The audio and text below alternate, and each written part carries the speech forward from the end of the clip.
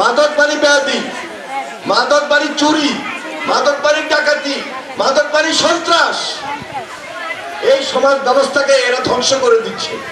সুতরাং সে যেই নামে হোক, যেই পরিচয়ে হোক, কোন মাদকের ব্যবসা আমাদের এই অঞ্চলে চলতে পারবে না।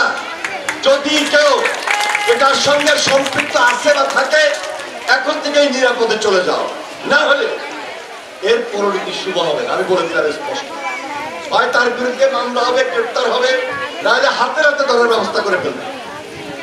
আর পার্টিতে কেউ যদি নাম ব্যবহার করে কোনো অপকর্ম করতে চায়, তারেক রহমান স্পষ্ট জানিয়ে দিয়েছেন, তারেক রহমান স্পষ্ট বলে দিয়েছেন, বিএনপির নাম ব্যবহার করে কেউ যেন ব্যক্তিগত কোনো স্বার্থ হাসিল করতে চায়, সেই সুযোগ বিএনপি দিচ্ছে না, সেই সুযোগ বিএনপি দিবে না, তাকে বিএনপিতে রাখাও হবে না। এই জন্য আমাদের এখানে অনেক নেতা আছেন।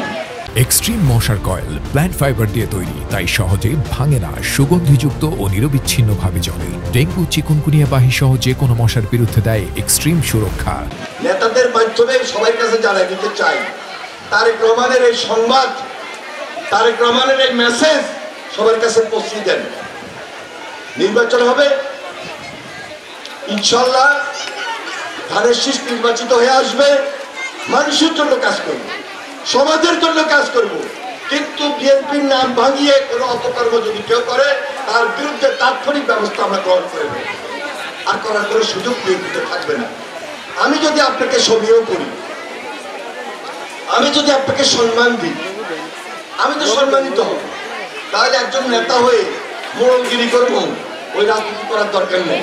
আগে বিদায় নেন, আগে সাইড কাটেন, কারণ এখন আমাদের মা বোনেরা খুব সচেতন।